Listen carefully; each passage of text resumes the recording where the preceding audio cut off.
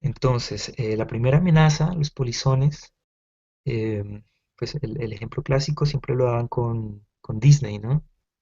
Disney, pues puso, pues fue un hito para todos, ¿no? Pero si se pone a pensar, la mayoría de las historias que hicieron de Disney lo que es hoy, fueron cuentos del dominio público, ¿no? Fue saber popular, fue un commons, un procomún. Y lo que hizo fue pues, hacer una obra derivada, que sería como el nombre técnico, y restringirla. O sea, cogió el dominio público y le puso una restricción legal, ¿no? Entonces, eso puede ser como una forma de desgaste del procomún, por lo menos del que está más cercano a nosotros, que serían los procomunes intangibles como información o el conocimiento popular o el conocimiento en general. Eh, pues como estuve mencionando hace un momento, el procomún tiene una serie de normas, pero pues esas normas llevan a que esté en contacto con otras normas, ¿no? Como por ejemplo las licencias. Aquí vemos una analogía del semáforo que presenta como los tipos de licenciamiento de lo más restrictivo a lo más abierto, ¿no? Que ya sería como el dominio público, ¿sí? Del copyright o todos los derechos reservados al dominio público, que es el reconocimiento solamente de la autoría, el reconocimiento moral que tiene un autor sobre una obra. Entonces en el camino encontramos unas escalas que están o más cerca o más lejos de la privatización o el acceso abierto, ¿sí? En el caso de Disney, pues pasó un bien que estaba en el dominio público a un bien que estaba en el dominio privado por una empresa, ¿no? que busca un lucro económico y básicamente pues o puedes pagar por el bien que te ofrece o no puedes acceder, no lo puedes tener. Pero todo ese, como toda esa institución se creó a partir de un bien común, ¿sí? Eh, y aquí es donde ya entramos de lleno a pensar qué es lo que el profesional de la información puede hacer y pues abarca un poco pues, las preguntas eh, que traigo para todos ustedes sobre el procomún y nuestro quehacer como profesionales de la información. Entonces, primero es cómo podemos proteger los bienes comunes, ¿no? ¿Qué alternativas tenemos para protegerlos? ¿Qué tipos de bienes comunes gestionamos? Pues ahorita ya tenemos una idea, pero digamos, hay bienes intangibles, pero por lo general existen otros bienes que rodean la infraestructura física de una unidad de información como una biblioteca o de nuestras propias casas, ¿no? O vecindarios. Entonces, ¿qué tipo de bienes comunes podemos gestionar o ya estamos gestionando sin que pues, no lo tengamos claro todavía, ¿no? ¿Y qué nuevos procomunes podemos gestionar?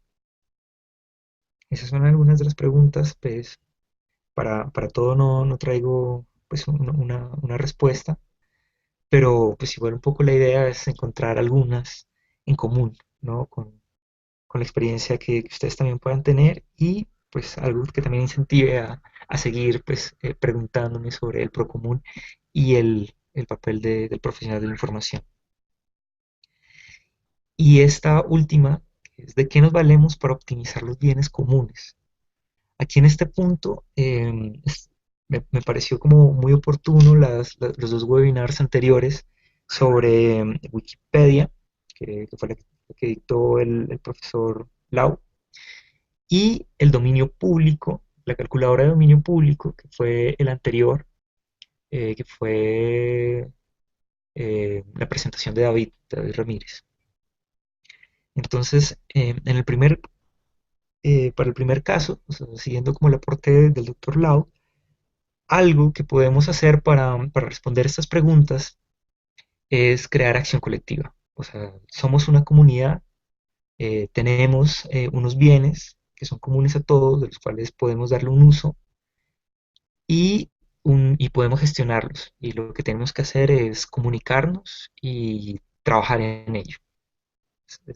Wikipedia es el mejor ejemplo, o sea, uno de los mejores ejemplos que tenemos, porque también está toda la comunidad de software libre, que también funciona más o menos de la misma manera, ¿no? Como generando y gestionando de una manera autónoma un bien común. Eh, ya que tenemos una comunidad y, pues podríamos empezar a trabajar en común, debemos identificar en dónde o cuál debemos gestionar. Y por lo general es un acervo cultural común.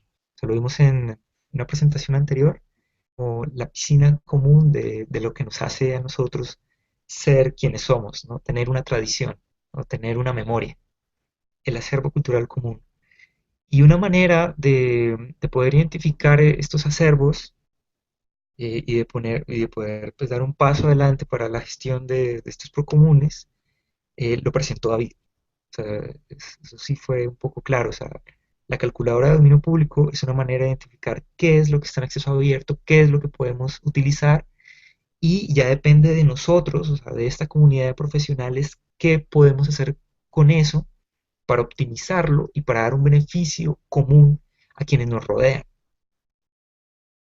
¿Sí? Entonces, por supuesto, ahí hay más, pero este es el más cercano, pues a mí, por lo menos. Pero podríamos ver mucho más o expandir este proyecto o las iniciativas del profesor Lao o de todas las personas que han participado en Aprender 3C y ver cómo se pueden optimizar todos los recursos que se están generando en estas plataformas. Algunos ejemplos también sobre esta optimización, algo que ya han hecho en otros países, es, bueno, este es el que más me gusta, es una página en Flickr que se llama The Commons.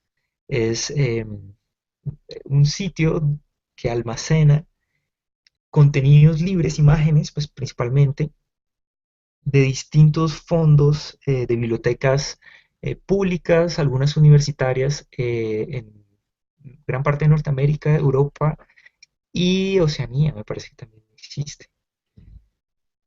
Pues no sé, gestionando las cosas, digamos, con proyectos de dominio público, identificando lo que tenemos, ¿por qué no podríamos hacer algo similar en esta región, ¿no? O sea, ¿qué nos impide hacerlo, ¿no? Ya tenemos la tecnología, tenemos como una experiencia, tenemos habilidades, ¿por qué no? O sea,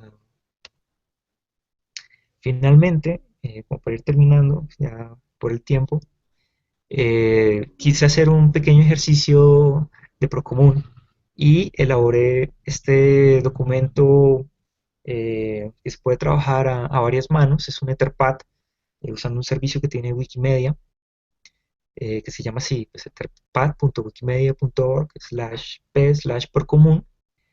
Pueden acceder a este sitio, es una página web, es básicamente un procesador de texto en el que cualquier persona sin necesidad de registro puede, puede acceder y contribuir de alguna manera, puede eh, presentar, pues, no sé, comentar o escribir eh, algunas cosas pues a varias manos, ¿no? Principalmente se usó es para escribir código, pero pues eso ya se expandió y pues se le pueden dar otros usos.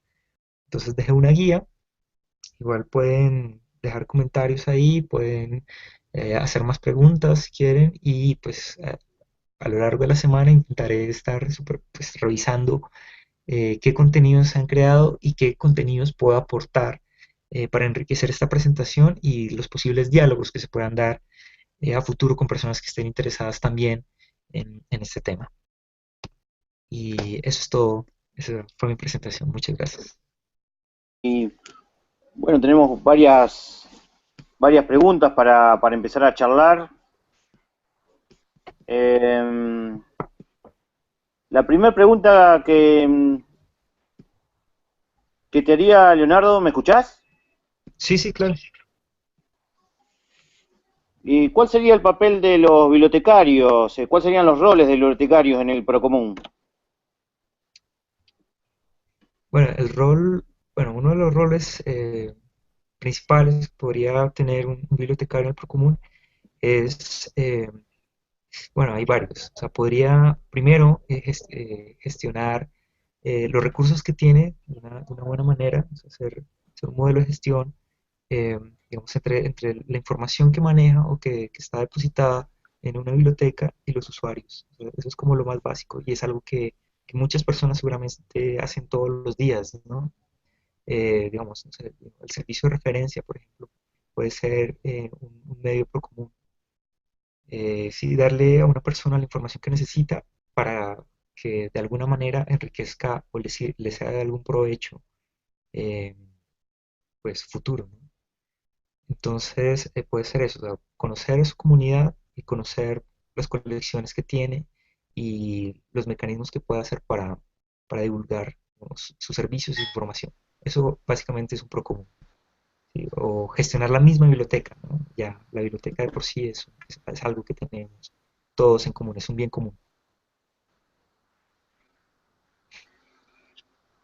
Bien, teniendo en cuenta, Leonardo, que hoy es el día de la alfabetización, acá la pregunta que te hacemos de Aprender 3C, ¿qué propuestas o cómo podríamos utilizar los procomunes para la compleja tarea de alfabetizar?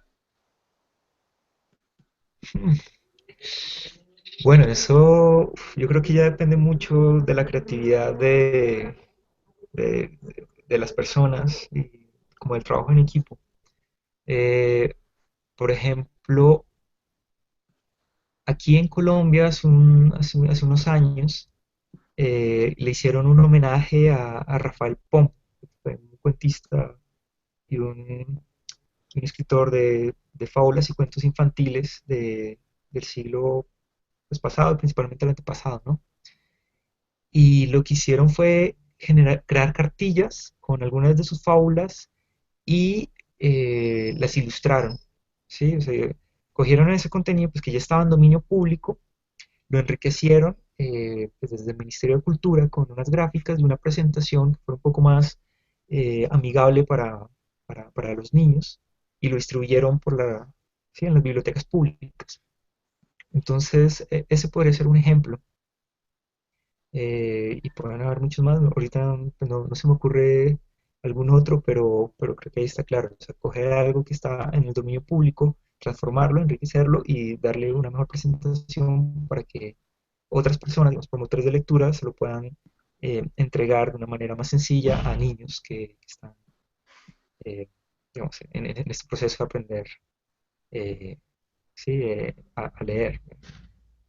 O, pues por otro lado, si ya hay, si se está pensando en producción, o sea, no solamente en cómo nosotros interpretamos textos, sino en cómo podemos generarlos, pues podemos usar igual elementos que estén en dominio público con licencias abiertas y remezclarlos, ¿sí? O sea, crear narraciones de distinto tipo, o sea, no solo textos, digamos, hoy hay muchas personas que ya, sí, adquirir un teléfono celular o un computador con una cámara no es tan difícil y lo que se podrían hacer son adaptaciones de cuentos cortos o interpretaciones de imágenes o de algunas obras de arte o de audios y remezclarlos. Y eso puede ser una forma en que las personas puedan, pues, alfabetizarse de alguna manera, pues, bueno, usando tecnologías y pues también conservando algunos elementos tradicionales, ¿no?